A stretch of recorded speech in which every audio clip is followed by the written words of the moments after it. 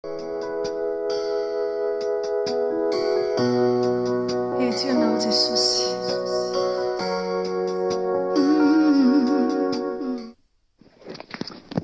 Ia, averina fiarabana aminaran'i Jesosy amintsika mianakavy a pasteur Christian avy ety Madagasikara miaraka aminao ranabavy rahalahy isany atao amin'ny tompo a itoy atrantsika amin'ny fampianarana ny amin'ny herin'ny ran'i Jesosy a na ny ran'i Jesosy zany hoe ny herin'ny rà zany zay moa zany fampianarana mbola namangin'ny tompo noho izy antsika amin'ny fampianarana amin'ny androany ity a fa milohan'izay andao aloha tsika hivavaka ho an'izay fampianarana izay voalohany hatramin'ny farany hoety mifanatrena ray zanaka faly masina anome fahazava-tsaina anome fanodoran-tsaina anokatra ny masom-panantsika ny fampianarana raha eo mianaran'i Jesosy Kristy dia mbola misaotra sy mankasitraka anao zay ny amin'ny androany ity ka io ny fampianarana voalohany hatramin'ny farany ankinay aminao zany araka ny teninao a sokafo ny sainay ny fatakaranay mo révélation vaovao zay ny amin'ny rany Jesosy Kristy na ny herin'ny rà amin'ny androany ity ankinay aminao zany rehetra zany voninahitry ny anaranao amin'ny anara maheran'ny sarobidin'i Jesosy anaovanay izany mivavaka zany mankasitraka ray masino amen. Ia, ito hiatrantsika amin'ilay fampianarana ny fahefana mahagaga ananan'ny rà zany. Ny fahefana mahagaga ananan'ny rà zay zany ny sous-titre amin'ny androany ity ny fahefana mahagaga ananan'ny rà zany. Manana hery mahagaga ny ran'i Jesosy noho ny ran'i Jesosy dia misy fiovana ara-panagoavana mitranga amin'ny fiainanao. Tsy misy amin'ireo fiovana ireo no natoraly izay fiovana raketra misy tamin'ny fiainanao noho ny ran'i Jesosy dia hafa mihitsiny. Ny ankamaroan'ny olona dia malala ny hery mahagaga ny faray masina. Maro ny olona no miresaka ny hery mahagaga ny anjely. Misy olona malala ny hery mahagaga ananan'Andriamanitra fa vitsy ny mahafantatra ny hery mahagaga ananan'ny ran'i Jesosy. Fa tena manana hery mahagaga sy mahafinaritra ny ran'i Jesosy. Jerevantsika voalohany dia hoe voalohany numéro 1 raha mandray noty ianao dia hoe ny ran'i Jesosy dia manana hery mahagaga izay tsy mety lany daty mihitsiny. Alleluia. Ny voalohany numéro 1 zany dia hoe ny ran'i Jesosy dia manana hery mahagaga izay tsy mety lany daty mihitsiny zany. Tsy mila mise en jour. Alleluia. Tsy lany daty zany, tsy périmé zany fa tena hoe mandrakizay foana. Misy ten'Andriamanitra ty amin'ny Petera voalohany toko voalohany teny andininy 7:7 manao hoe Petera voalohany toko voalohany teny andininy 7:7 manao hoe fa fantatrareo fa tsy zavatra mety ho simba tahaka ny volafotsy ny volamena no nanavotana anareo tamin'ny fitondran-tena adala izay azonareo tamin'ny tindrazana. Fa ny rano soan'ny Kristy toy ny rano zanak'ondry tsy misy kilema ary tsy misy pentipentina. Alleluia. Mazava be zany hoe fantatrareo fa tsy zavatra mety ho simba na tahaka ny volafotsy ny volamena. Zany hoe aiko ty volafotsy volamena ty zany mbola mety ho simba zany izy ty fa noho nanavotana anareo izy tamin'ny fitondran-tena adala izy izay azonareo tamin'ny tindrazana fa ny rà soan'ny Kristy toy ny rano zanak'ondry tsy misy kilema ary tsy misy pentipentina. Io zany lay rà zany mahagaga tsy mety lany daty io. Ao misy fijoroana vavimbelona eto ambany eto. Tsaroako ny rahalahy iray izay nila mafy ny fanomezana rà. Ho faty ity rangahy ity noho ny tsy fampiandra nanapa-kevitra ny haka rà tany amin'ny tranondrà aho.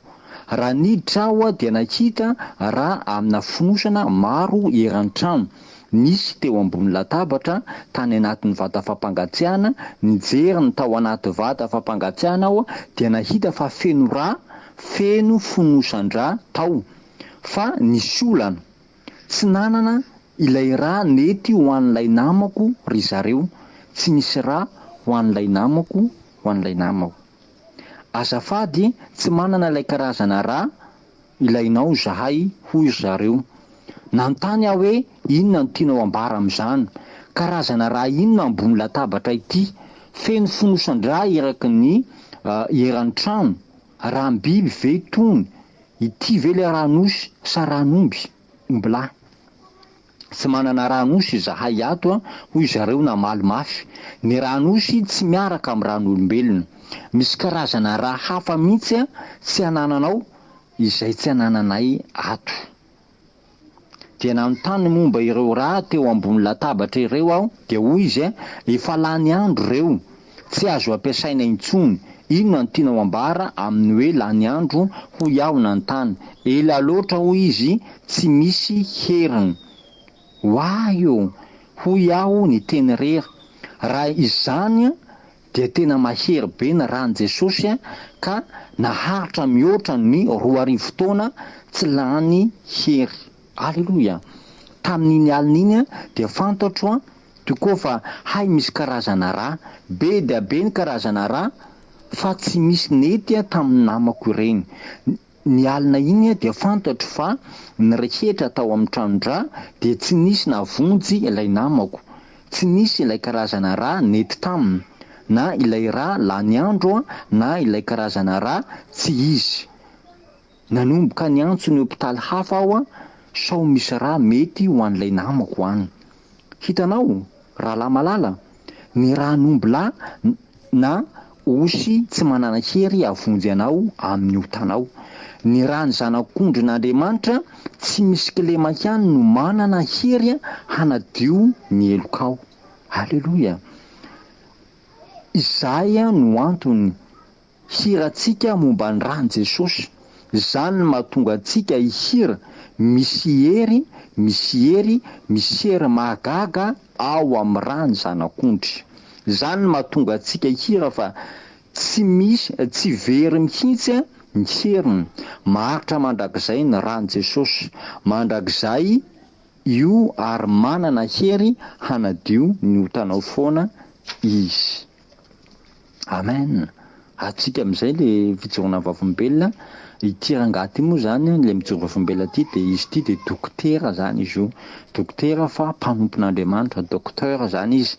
Dia amin'ny maha hoe docteur azy mbola maha docteur anazy zany dia miasa tao amin'ny hôpitaly izy dia nitady raha zany izy tao amin'ny hôpitaly ao nefa misy raha be dia be ao amin'ny paosy, amin'ny fonosina eo ambony latabatra ao anatina vata fampangatsiahana na ny frizidera ohatsika na ny frigo, fa tsy nisy nety tamin'ilay namany zany izay ny raha nitadiavina. Zany hoe le raha zany tena marina, misy karazana raha ao raha nefa nisy raha ihany zany fa ny sasany efa lany daty efa lany hery, tsy miasa intsony zany fa eo fotsiny. Fa ny rany Jesosy Kristy, ny rany zanak'ondry tsy misy kilema, tsy mety lany daty. Maharitra mandrakizay fa 320 taona lasa zao tsika mbola miasa foana io raha io, mbola mety foana io raha io hatramin'izay ka hatramin'izao 320 taona lasa. Mba imagineo ange zany, mba azonao sary an-tsaina ve hoe rany zanak'ondry tsy misy kilema na ny rany Jesosy Kristy tsy mety lany daty, tsy mbola lany daty hatramin'izao tsika miteny zao, amin'izao vanim-potoana itenenako aminao zao, tsy mbola lany daty ny rany Jesosy. Alleluia. Amen. Faharoa, ny rany Jesosy dia manana hery mahagaga hamonjy anao amin'izay sazy tena mendrika anao indrindra. Faharoa, ny rany Jesosy dia manana hery mahagaga hamonjy anao amin'izay sazy tena mendrika anao indrindra. Azonao ve zany? Fantatrao ny sazy mendrika anao indrindra? Fantatrao ny sazy fa zao zany rany Jesosy zany afaka misy hery zany mahagaga hamonjy anao amin'izany sazy mendrika anao zany. Tao arao jerevantsika jerevantsika. Isika rehetra dia mendrika no voasazy daholo no ny hotantsika. Tsy misy amintsika marina na dia iray azy. Tsy misy sahy laza fa tsy tokony ho any amin'ny helo izy. Inona ary no hanafaka atsika amin'ny sazy izay mendrika antsika? Dia ny rany Jesosy ihany no afaka mamonjy atsika amin'ny fomba mahagaga amin'ny sazy mendrika atsika. Azonao le sazy mendrika atsika dia ny elo. Ny elo zany ny sazy mendrika atsika. fa zao na rany Jesosy zany afaka mamonjy atsika am'izany sazy mendrika atsika zany rany Jesosy Kristy. Misy tantara anankiray ity zany mititan'ilay tantara de hoe ilay mpamon'olona sy ny zanan'lahy. Ilay mpamon'olona sy ny zanan'lahy zany sady misy fijoroana sady fijoroana vavolombelona moa zany no tantara zany. Ndray andro namango ny fonja tsara ambina be izay tany Afrika Atsimo. Anjarako no mitory tao amin'ny fonja ny olona migadra mandra-pahafaty tamin'iny maraina iny. Voaheloko mandra maty daholo ny olona ao anatin'ity faritra ity. Notsenaina ranga na nofahofa baiboly izay aho teo am-bavahady ary ny fisehony de toy ny mpitarika ny fiaraha-mivavaka ny gadra. Ny fijery azy sy ny firesany dia toy ireny pastera mahazatra anao any am-piangonana reny. Nanantona izy hoe iza izy. Hoy izy, izao no mpitarika ny fiaraha-mivavaka ato amin'ny efitrano ny voaheloko. Gaga be aho nahita fa olona ara-panahy sy manandratra ambony ny baiboly toy ny ato amin'ity toerana ity. Nangonoko ny fahasaheko dia nanontany azy inona no nataonao ka nahatonga anao ato am-ponja. Nitsiky somary menatra izy dia namaly hoe vono olona. Izahay rehetra ato dia voahelika noho ny famonoana olona daholo. Nangina kely aho nanontany tena hoe ahoana no olona tsara fanahy toy izao no nahavono olona. Dia nanontany azy fa iza no vononao? Dia hoy izy ny zanako lahy. Mamindrafo hoy aho ratsy zany. Dia nanatitra ahy tany amin'ny toerana fivoriana ilay lehiben'ny fiaraha-mivavaka. Ny efitrano dia feno lehilahy toa tena mivavaka amin'ny fony sy mitady an'Andriamanitra fatratra ery. Tampoka teo dia azo ny faniriana mafy hanafaka azy ireo aho tsapako tao anatin'ny fokotany fa olona tsara ireto ny bebaka tamin'ny fahatosoana. Te hiazakazaka ho any am-bavahady aho dia hiteny azy hanafaka azy ireo gadra ireo. Tonga saina fa tsy mantsy nanana fahefana hanafaka azy ireo tamin'ny saziny aho. Na inona eritreritro na be vola toy inona zaho dia tsy afaka tsodro zao aho hamoaka azy ireo avy tao ampigadrana. Iveriko fa sarotra be ny azahoana famitsoran-keliko avy amin'ny filoham-pirenena ho ana fiarahamonina mpamon'olona manontolo izay tonga tao amin'ny fotoam-bavako. Mandra-pahafatiny ireo no ao. Ny maro aminy dia fotoana kely sisa no ananany eto an-tany amin'io fonja io. Tonga saina fa tena mahery ny rany Jesosy. Ny rany Jesosy no afaka nanafaka atsika tamin'ny sazy izay mendrika atsika dia manapitra ny fiainantsika any amin'ny elo mandrakizay. Mendrika no fatorana amin'ny rojin'ny devolo isika. Mendrika no safotra ao anatin'ny otatsika isika. Meloka amin'ny fampiangana rehetra isika. Ny helo no mendrika antsika, mendrika ho maya any amin'ny helo isika. Inona ary no manan-kery hanova ny anjarantsika? Inona no amoaka antsika avy amin'ny fonja mandrakizay? Zavatra faran'izay mahery indrindra no hany atonga fanafahana ho ahy sy ho anao. Raha ny marina dia diso daholo isika ary tsy misy ady hevitra ny amin'izany. Laza zavatra iray manana fahefana hanafaka atsika ho any amin'ny sazy izay mendrika atsika dia ny rany Jesosy Kristy ihany. Ny rany Jesosy no hany zavatra tokana manana izany karazana fahefana izany.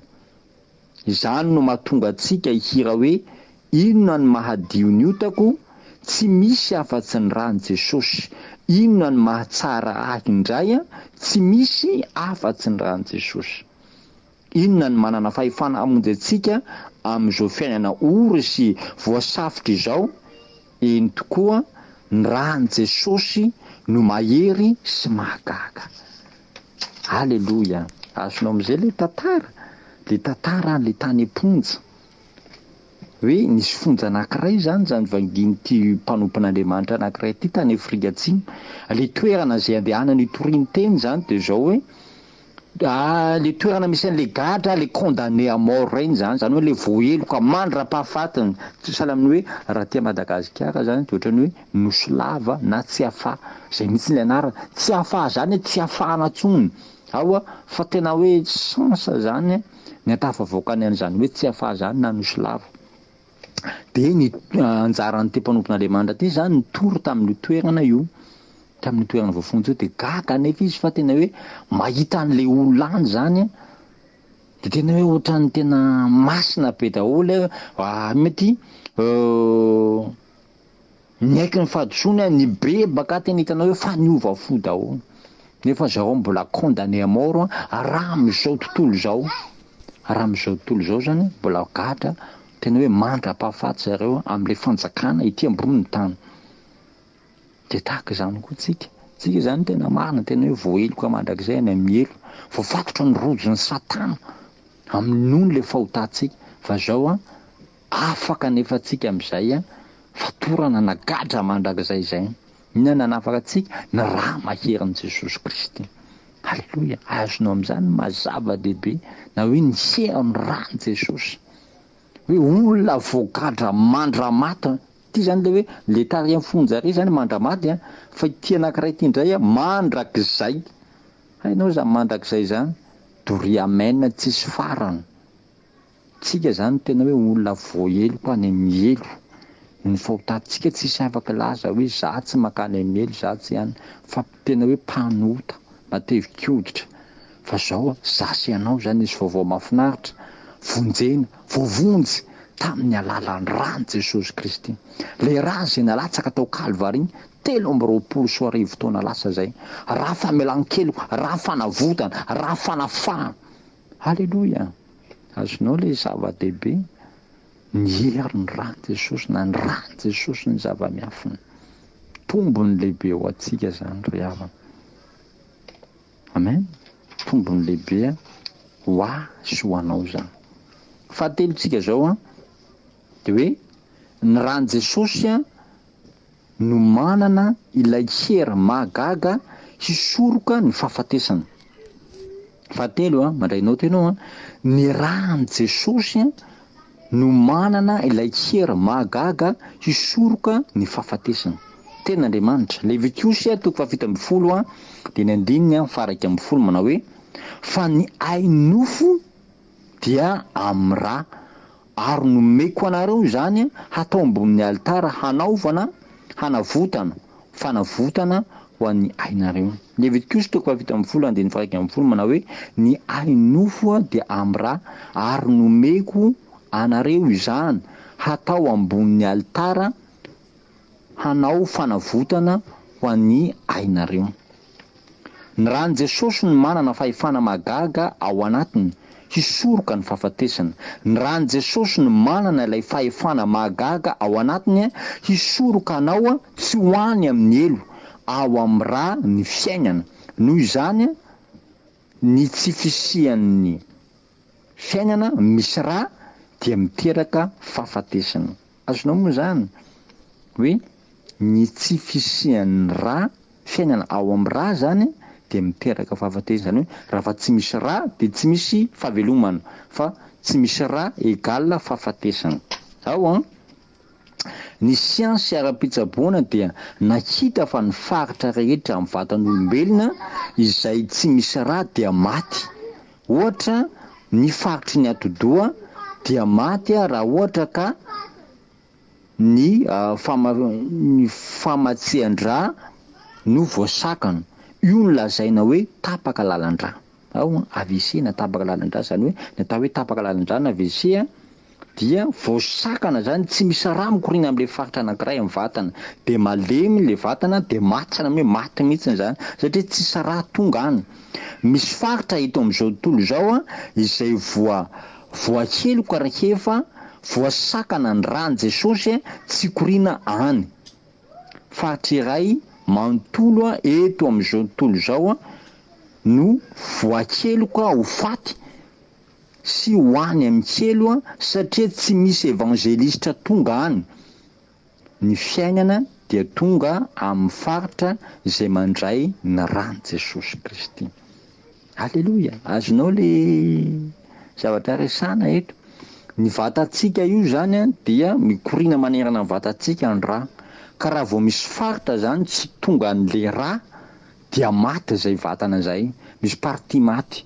Io le lazaintsika hoe ohatra zao ny amin'ny faritry ny loha na amin'ny faritry ny vatana tsy tonga ny rà de maty le parti iny zany, lay faritra iny zany. De ohatr'izay koa ety amin'izao tontolo izao le amin'izao tontolo izao tsy misy rà na tsy tonga ny evangelista. Le amin'ny fitoritena mikasika an' Jesosy dia voaheloka lazaina fa maty. Voaheloka any amin'ny helo mandrakizay. Ao, maty zany, fahafatesana, tsisy fahavelomana. Ao, misy tantara anankiray eto ambany eto. Ao, misy tantara anankiray zany ilay tongotra izay maty. Zay no titran'le tantara. Ao, ilay tongotra izay maty. Ao, sady fijoroana vavolombelona. Taona maro lasa zay dia tao amin'ny efitra fizahana marary aho dia niantso ny lehibeko hijery olona iray izay maty tongotra. Ao ny hamainty sy ny hamangatsika ny tongotra ilay olona satria voasakana ny famatsian-drà no izy tradoza. Zany hoe dokotera ihany koa ty mijoro vavolombelona ty zany dokotera sady mpanompon'Andriamanitra izy hoe taona maro lasa zay ozy dia tao amin'ny fizahana marary izy zany hoe efitrano misy marary any tendreny lehibe nijery mikasika an'le olona maty tongotra. Ao maty ny ilany zany satria maty n'le tongony satria tsisy raha tsony mikorina any amin'le tongotra zany. Ao ity no voalohany nahitako zavatra toy izao. Tsy fantatro hoe ny faritra iray amin'ny vatana dia mety maty nefa mbola miraikitra amin'ny vatana ihany. Tandinin-doza ity rangahy ity fa mety ho tratra ny aretina mikiky. Ao aretina mikiky zany gangrène zany ny anarany. Izy noho ny tongony maty izay mety hiparitaka sy hamono azy haingana. Voatery no tapana ny tongony satria efa nijanona tsy nakany ny rà. Sahala ny rà voasakana tsy tonga amin'ny tany amin'ny faritra sasany amin'ny ty vatan'ity rangahy ty de toy izany koa ny rà ny Jesosy voasakana tsy tonga amin'ny faritra sasany amin'izao tontolo izao. Misy faritra ito amin'izao tontolo izao izay voafehin'ny fomba mpivavahana manakana ny filazantsara sy ny famakiana ny Baiboly. Amin'izany anton'izany dia manakana ny fikoriana ny rà ny Jesosy tsy tonga amin'izao tontolo izao. Tahaka izany koa zany. Mazava be le izy izany no mampitory hatonga ny rà ny Jesosy hatratra fanahy maro eto amin'izao tontolo izao. Mitory aho mba hatonga ny rà ny Jesosy sy ny sorona teo amin'ny hazo fijaliana tsy ho very fotsiny. Inona ny fiainana azon'ireo izay mahafantatra momba ny rà ny Jesosy, toy inona ny fahafahana azon'ny maro amin'ny fotoana izy malala momba ny rà ny Jesosy Kristy. Alleluia. Amen. Azonao tsara le izy. Zany hoe ny tena tanjona zany de hoe aleo mba hikorina manerana an'izao tontolo izao ny rà ny Jesosy. Fitoriana ny filazantsara, famakiana ny ten'Andriamanitra. Reny zany endrika na rà ny Jesosy mikorina amin'ny faritra maro. Amin'ny toerana zany sakanana tsy ho azo toriana any dia mazava ho azy tsisy famonjena, tsy afaka voavonjy, toerana maty. Raha fa tsy azo toriana ny filazantsara, tsy azo amakiana Baiboly, toerana maty ny anaran'izay. Azonao tsara. Faefatra zany tsika zao. Mandeha ihany tsika. Faefatra tsika. Faefatra de hoe ny rà ny Jesosy dia manana hery mahagaga hakanao indray avy amin'ny maty. ao fahaefatra de hoe ny rany Jesosy dia manana hery mahagaga hakanao indray avy amin'ny maty. Tenin'Andriamanitra Hebreo 7:10 dia ny 9:20. Zao mivakana izay teny izay minaran'i Jesosy Kristy. Hebreo 7:10 dia ny 9:20 hoe ny fahefana mahagaga amin'ny ra ary Andriamanitra ny fiadanana izay mitondra an Jesosy Tompontsika mpiandriondry lehibe hiala amin'ny maty, mitondra ny rany fanekena mandrakizay. Amen. Ny fahefana mahagaga ananan'ny ra ary ny Andriamanitra ny fiadanana izay mitondra an Jesosy Tompontsika mpiandriondry lehibe hiala amin'ny maty, mitondra ny rany fanekena mandrakizay. Amen. Ny soratra masina dia mampianatra antsika fa ny rany Jesosy no ilay hery izay nanangana an Jesosy tamin'ny maty. Ny rany Jesosy dia manana hery anangana amin'ny maty. Io ihany no hery izay afaka nanangana an Jesosy Kristy nivoaka ny fasana. No ny herin'io raha io ihany no hitsangana amin'ny maty ianao. Ho faty ianao fa tsy janona ho faty noho ny herin'ny ra. Amen. Mazava be ilay izy. Ny ra dia manana hery haka sy amerina olona indray avy amin'ny maty, na dia raha ara-nofo azy dia mahavita an'io. Izany no antony tranondra. Ireny trano ireny dia mitahiry ra mba ho azo alaina haingana raha misy hatairana mba hamerenana ain'olona. Misy tantara anankiray indray eto tantara anankiray sady fijoroana vavimbelona. Ilay ramatoa naverina avy amin'ny maty. Naveriny avy amin'ny maty. Ilay ramatoa naverina avy amin'ny maty. Tany am-pianarana ho dokotera dia navoahy fa nampianarana gynécologue malaza izay.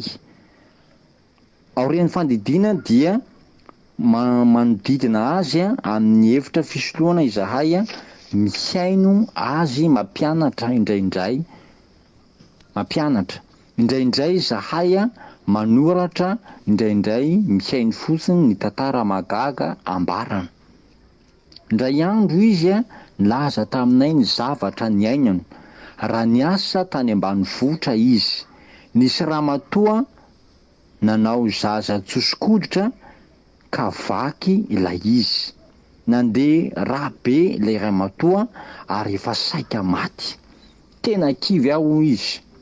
Tsy misy dokotera mpanome anestezia hampatory ity ramatoa ity rehefa nandidy azy aho.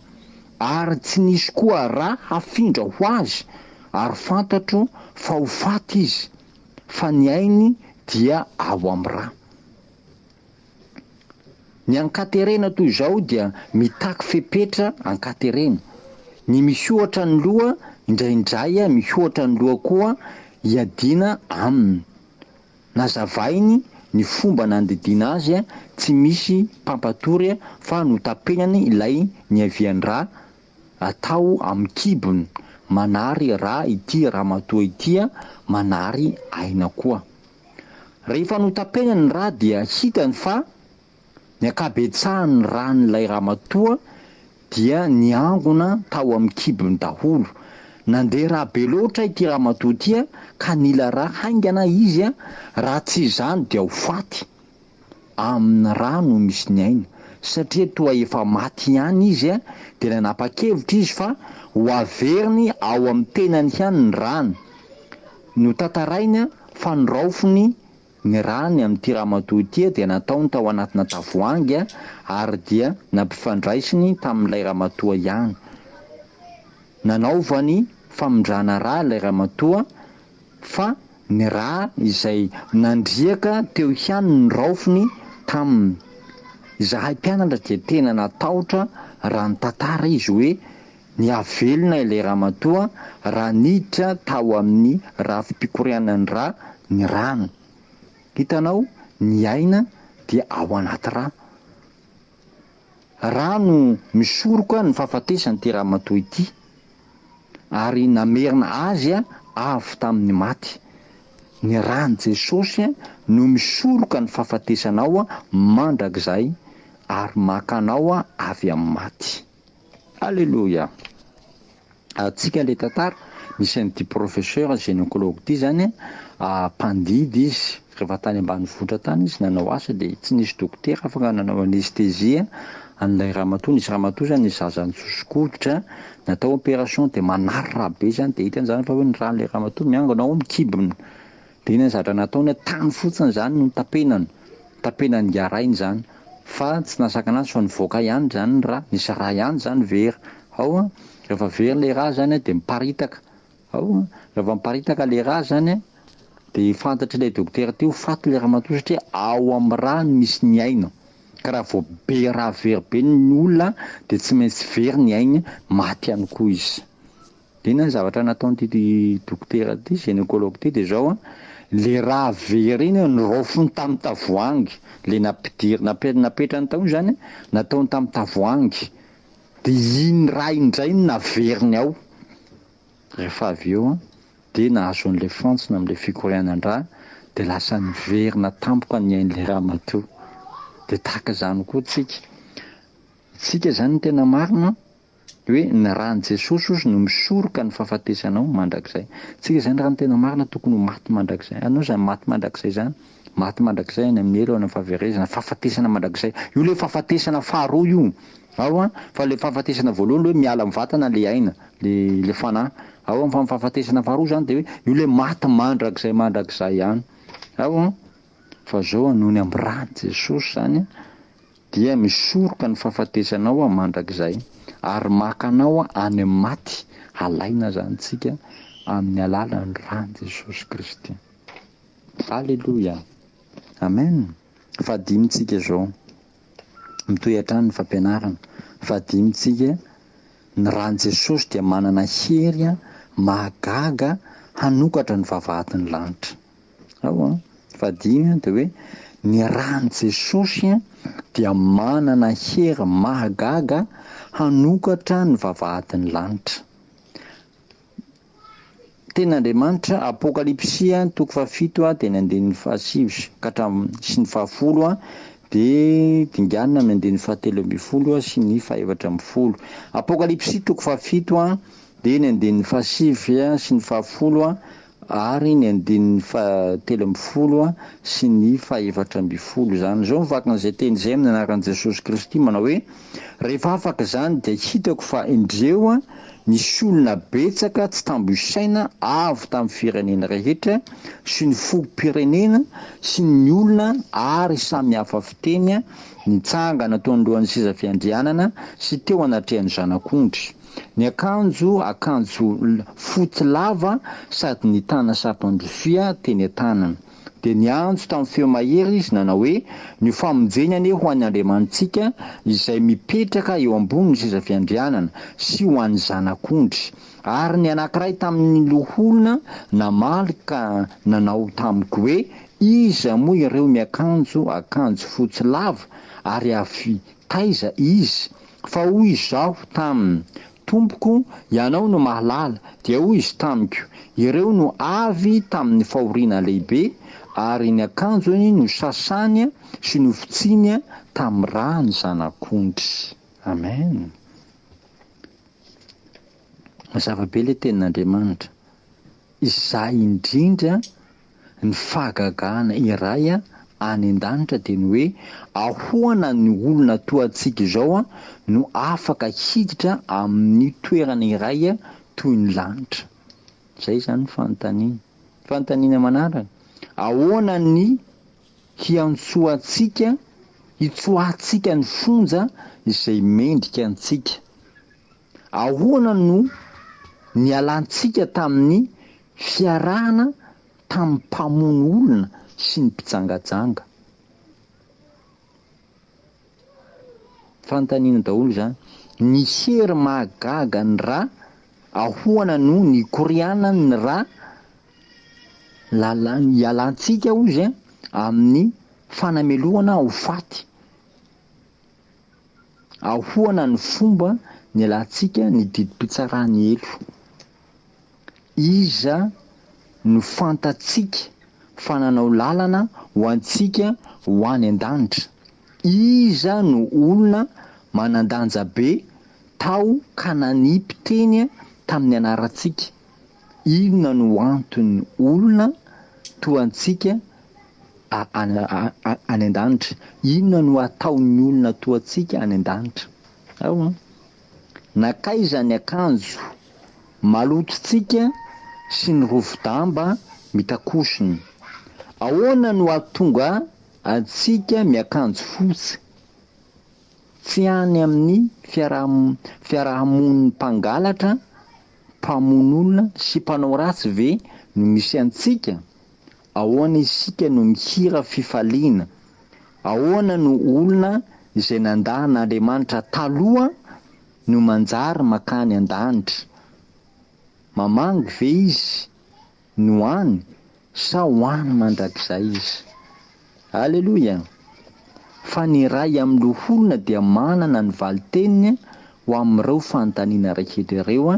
Ny ray amin'ireo olona dia manazava fa maro no nanasa ny akanjony tamin'ny rany zanak'ondry. Alleluia. Amen. Mazava be, fanontaniana be da be zany. Fa ny valiny dia ny rany Jesosy Kristy, ny tao ambadika ny zavatra rehetra. Ny herin'ny rany zanak'ondry, ny herin'ny rany Jesosy. Zany hoe nanasa, satria zay le valitenin'le olona anankiray nanasa ny akanjony izy, nanazava fa maro izy nanasa ny akanjony tamin'ny rany zanak'ondry.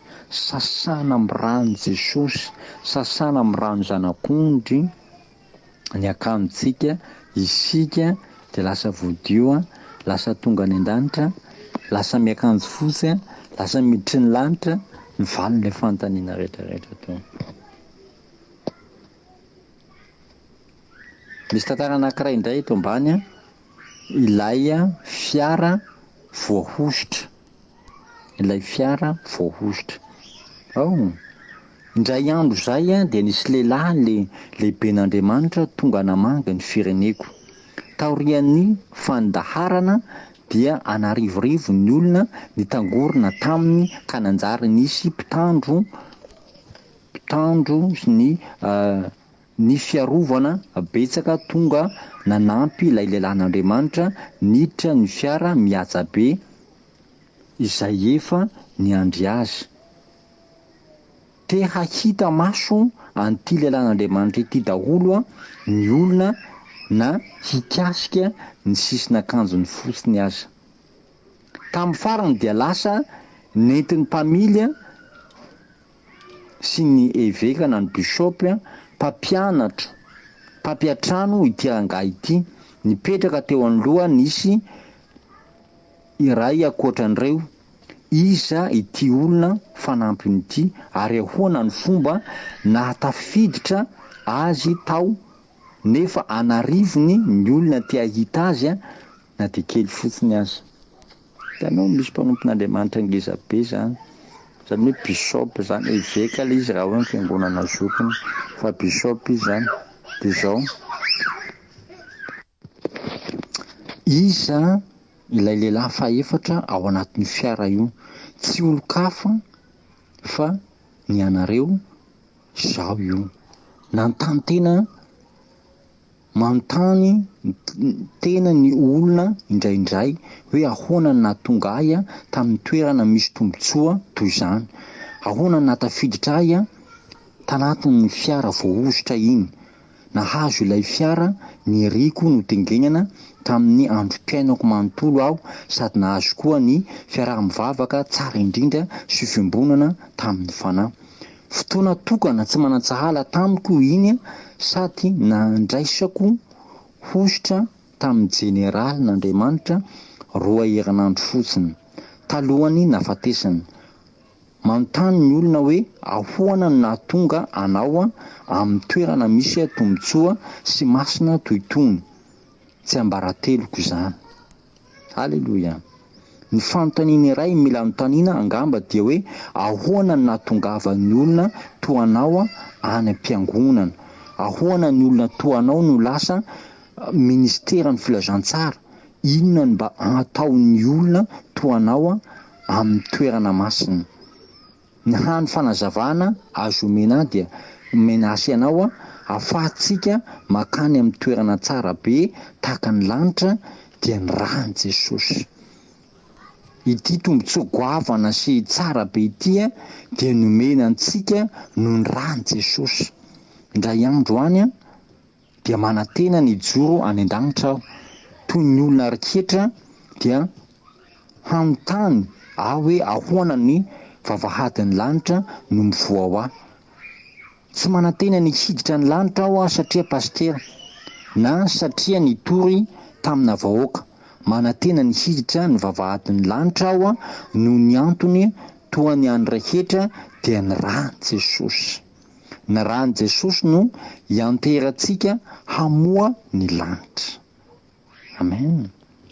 Amen. Azonao tsara le tantara. Zany hoe ity zany misy fiara voahositra zany fiarana olom-boahositra zany mpanompon'Andriamanitra manana ositra be. Dia misy an'ity mpanompon'Andriamanitra anankiray ity zany kelikely ka i mpanompon'Andriamanitra le manana fiara voahositra zany ohatra hoe mpanompon'Andriamanitra lehibe eo amin'ny firenena misy azy. Sahala amin'ny hoe bishop moa zany filaza azy na hoe évêque zany izy. Bishop izy na évêque zany. Amina rivorivo ny olona te eo amina dia mba mahita azy fotsiny, mba mikasika ny akanjony fotsiny azy. Zany moa dia fanirian'ny olona mihitsy raha misy mpanompon'Andriamanitra lehibe regny. Mba tena hoe tombontsoa lehibe mihaona amin'izany mpanompon'Andriamanitra lehibe zany. Fa ity mpanompon'Andriamanitra anankiray ity zany gaga fa tafiditra tao anatin'ilay fiarany hoe ahoana natafiditra azy tao. Dia manontany tena ny olona hoe ahoana ay noho ny amin'ny rany Jesosy natafiditra anazy tao anatin'izany fiarana olom-boahositra zany. Tanteraka mihitsy an'ilay faniriany zany. Dia zany mba faniriany ity mpanompon'Andriamanitra anankiray kelikely ity mba tena hoe na ataontsika hoe maray mipetraka raha mba tafiditra na mba kasihany zany mpanompon'Andriamanitra lehibe zany fotsiny ary tafiditra maray fiara taminy zava-dehibe taminy. Dia tahaka izay ihany koa tsika izany. Amen. Fahenina tsika zao. Fahenina zany tsika maraparantsika io. Fahenina dia hoe ny rany Jesosy manana hery mahagaga handresy ny devoly. Fahenina zany tsika mandray naoty ianao maraparantsika hoe ny rany Jesosy dia manana hery mahagaga handresy ny devoly. Tena Andriamanitra Apokalipsy 2:20 dia ny 9:20 zao vakan'izay teny izay amin'ny aran'i Jesosy manao hoe Apokalipsy 2:20 dia ny 9:20 ary izy ireo naharesy azy noho ny amin'ny rany zanak'ondry.